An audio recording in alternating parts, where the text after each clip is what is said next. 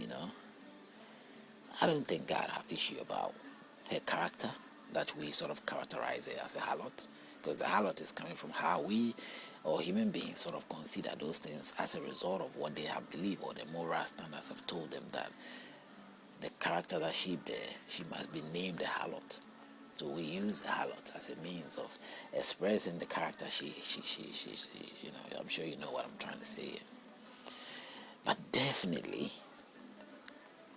the way things are done here, you can see that God can forego even her character just because he helped the Jews, you know, and gave her life to her. Her life was not taken, part of the people. So it wasn't necessarily whether the people were doing something or they weren't doing anything, whatever it is. The land was meant to go for the Jews, and that's it. And so whatever it is that they were doing in the country, or they've done in the country, God could have forgone and say, oh, forget about it, it's fine. But he didn't. He didn't. Rather, in this situation, he's going to strike the harlot. Oh, he's going to, give life to the harlot. Sorry about that. He's going to give the life to the harlot. Save her from the disaster that will come upon the rest of the people. Clearly,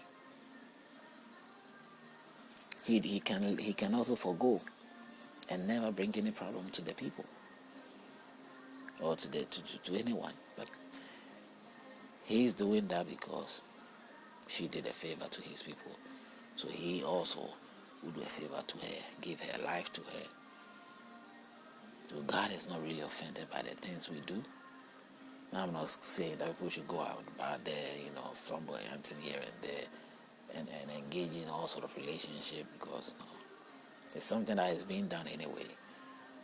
But it's not the idea of what I'm trying to say. It is the idea that I'm presenting in terms of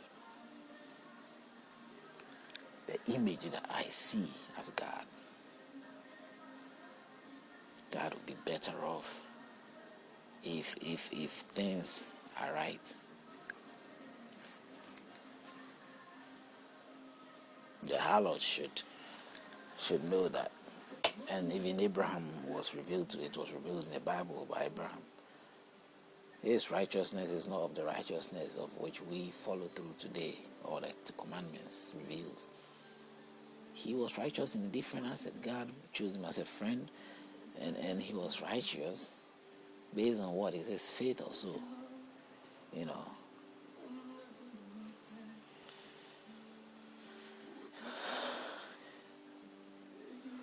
I forgot. Joshua 2, verse 2. And it was told the king of Jericho, saying, behold, men have come here tonight from the children of Israel to search out the country. So the king realized that, and somehow they had to be hidden away from the king. In Jordan, in 4, it says, chapter 4, it says, the 12 stones taken from the Jordan. And Joshua set up 12 stones in the midst of the Jordan.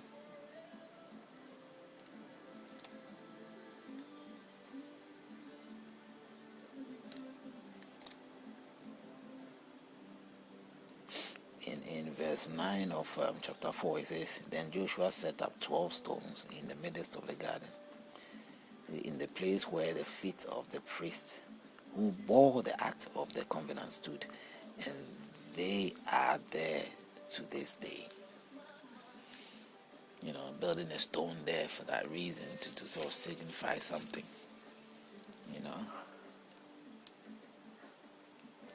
This is the Jordan they have to cross. In chapter 5, it says the confession, the Passover at Gilgal. And in verse 13, it reveals there, and it came to pass when Joshua was by Jericho that he lifted his eyes and looked, And behold, a man stood opposite him with his sword drawn in his hand. And Joshua went to him and said to him, Are you for us or for our adversaries? So he said, No, but as commander of the army of the Lord, I have now come. And Joshua fell on his feet to the earth and worshipped and said to him, What does my Lord say to this servant? Then the commander of the Lord's army said to Joshua, Take your sandal off your feet, for the place where you stand is holy. And Joshua did so. At this time, Joshua did not act like Moses to sort of deny or did not to refuse without some proof. Moses did refuse, but he was seeking for a proof that if it was really God. But Joshua immediately, fell for it and said, yeah, this is God speaking.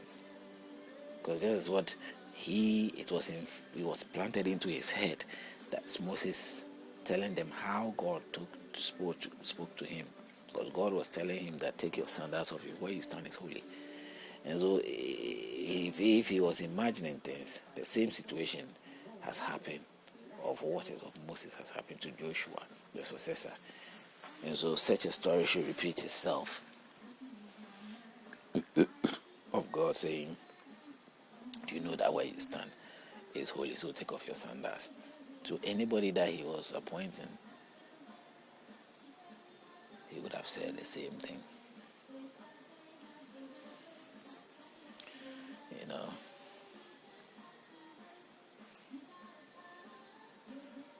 The fall of Jericho.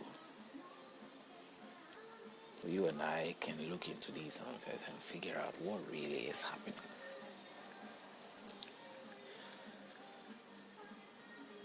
I look for answers. I look into the Quran. I search for answers. And I put it out on a video. You simply have to participate. But if not, whichever way it is, life has gone on and life probably will still go on. Ever, whenever, whoever it says that, whether I'm gone or not.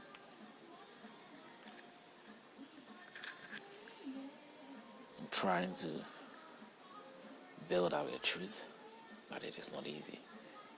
I hope you are with me in all this.